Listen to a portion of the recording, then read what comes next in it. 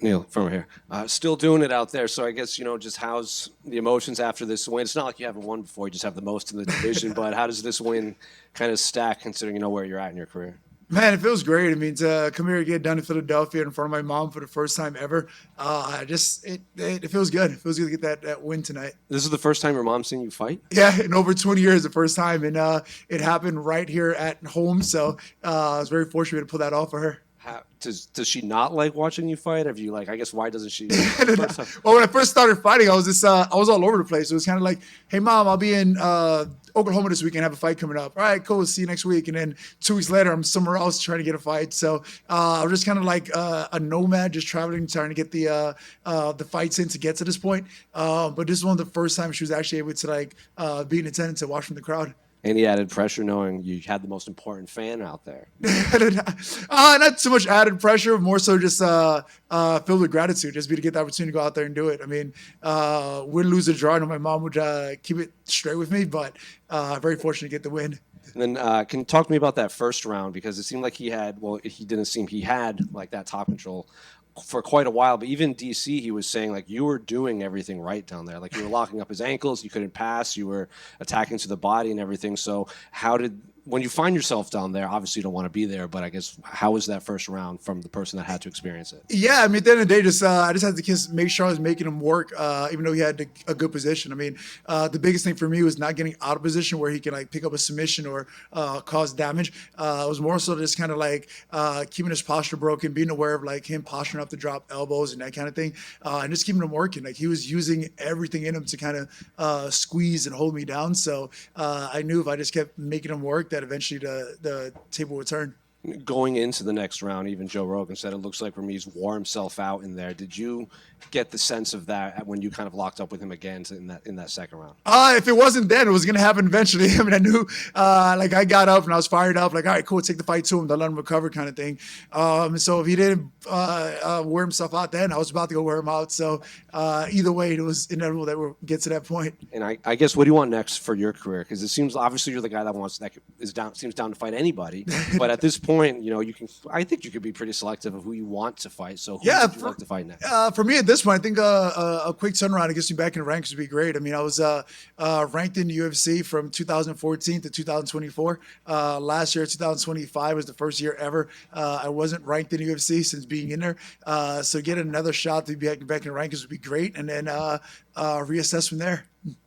Neil, you're here. Congrats. Tied with Charles Oliveira now for second most wins in UFC history at 25. Only Jim Miller ahead at 28. It's incredible, man. Can you catch Jim before it's all said and done? Yeah, and I mean, I think Father Time is working in my favor to be able to catch up to Jim. I mean, the dude's a beast. He can probably fight till 50 if he chooses to. But I think just from durability and timing, I think I might be able to catch that record eventually.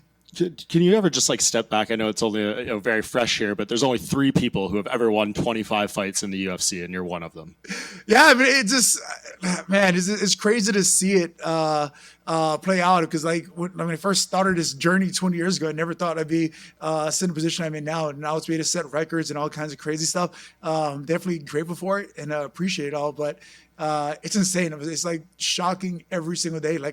I'll see a random stat on Instagram that I wasn't even aware of. I was like, that's pretty cool. But to get the opportunity to do this as long as possible, as often as possible, I'm just grateful for it all. What does a quick turnaround at this age, look like, and compared to maybe 8-9 years ago when you were fighting 5 times a year? Oh, no difference. I had a 7-day suspension, so anytime after the 8th day, if I get a call, I'm ready to fight. Neil, right here. Yes, sir. Congratulations. I know that you have some Philly ties. Didn't you used to go into Marquez every now and then and train? Yeah, I used to go to Marquez and train here a lot. I used to train at Daniel Gracie's back in the day as well. My mother lives here. I have my siblings all live here as well. I grew up in New York City, moved to Chicago. And in my sophomore year of high school, my family wanted to be close to the East Coast, so they all moved back to all moved to Philadelphia, and I stayed in Chicago with my grandmother. But my family's been here for the last 25 plus years now in Philadelphia. Did you see Jeremiah Wells win? Oh man, that was it. I think I'm more excited for his win than my own win. I mean, the way this fight was going, for him to be able to pull it off the way he did, I was super proud of him, super happy for him. It couldn't have happened any better for a better guy. And then you have some experience here. I figure I'll ask. Welterweight division, main event, title on the line. Who do you think takes that one? Man, I might be the only guy going for Gary tonight. I mean, I think he actually has the tools to get it done. I mean, like his range and his fight IQ is up there. So I think he's gonna be able to pull up offsets tonight and actually get the job done. Cool. Neil back here. Yes, sir. Congrats on the win. I know you're catching up to Jim Miller. Since you're a little bit more active than him, could we see both of your retirement fights tied at the same amount of wins and winner take all? I have no idea what a retirement fight looks like, what numbers behind a retirement fight. So I can't even put a number and say, oh, this is a good retirement fight. I have no idea. Retirement fight's not even on my radar. Like even after training, like most guys get done training and they just kind of throw their gloves on the mat. I refuse to drop my gloves on the mat after training because it's like it symbolizes retirement, so to speak. So I'm holding on to these things as long as possible and going out there fighting as often as possible. And speaking of longevity, you've fought everybody. You've been here so long.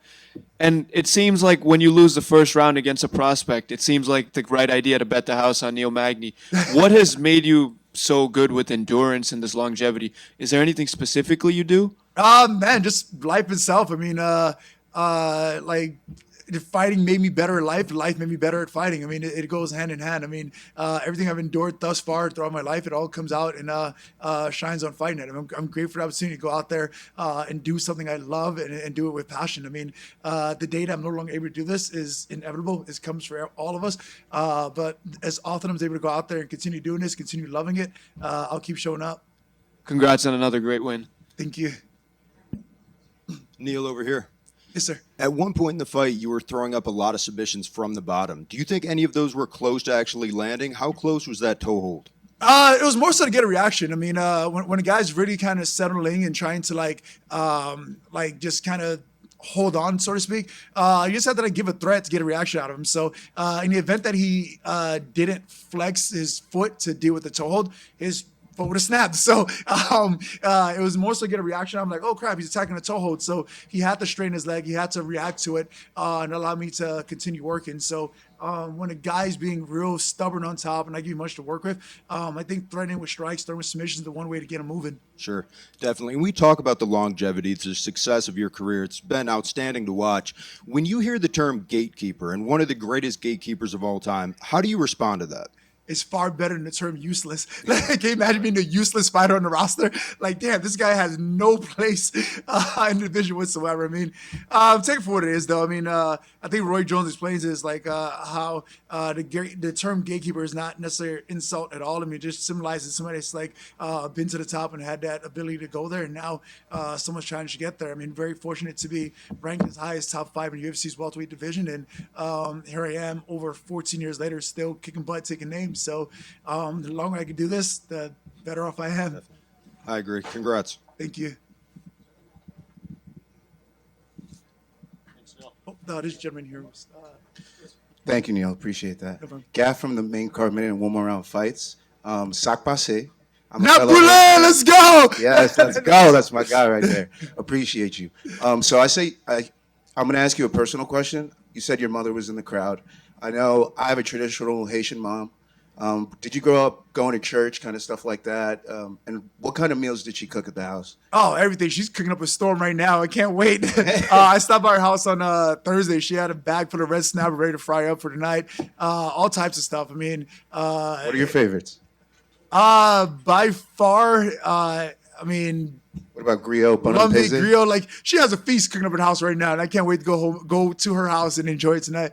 Awesome. And what do you attribute the Haitians in combat sports growing right now? Richardson Hitchens in Zouva boxing. You've won 3 out of your last 4. A lot of success going. What do you attribute that to? Well, I think it's for the guys that paved the way before us. I mean, like I think Ovin St. Preux was one of the first Haitian MMA athletes to make it to the UFC and Great shout out. made it all the way to fighting for a UFC title. So just like being able to see someone achieve something allows you to believe they could achieve it as well. So I'm just grateful for the guys like OSP who came before me, just kind of laid the foundation, even let me know it was something that was possible. And all these guys that are following up, I mean, you got so many young fighters that are coming up from all over the place. I'm just grateful to have played a small part and shown anyone that it was possible. Appreciate you, Neil. This was a long time coming. God bless you, brother. Thank you. Have a good one, sir. Hey, Neil, right here. Congratulations on the win today. you. You train in Colorado, obviously, and we've seen a lot of late fight heroic comebacks from you. How much does training at elevation give you an edge over your opponents in terms of cardio? I think it plays a huge factor, but at the same time, it also plays against me as well. I mean, I feel like I don't get going to like the second, third round because of that. I mean, in elevation, I'm training 7-8 rounds a day, so to speak. So there's times that I come down to seat, I'm like, man, I feel good. So I don't even break a sweat or get going to like that second, third round. So sometimes you come down to fight at sea level. I'm trying to get those first rounds out of the way backstage, just be ready to go. But I think it plays a huge factor for sure.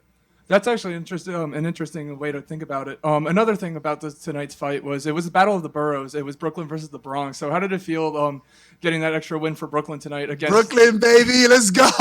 It feels good, man. Like I said, I mean, I've been fighting all over the world, every city, every country you could possibly imagine. And this is about as close to home as I can get for me. So to go out here, get a fight close to home, and come away victorious, I mean, it means everything to me. I'm definitely grateful for it. All right, thank you so much. Thank you. Awesome. Have a good night, guys.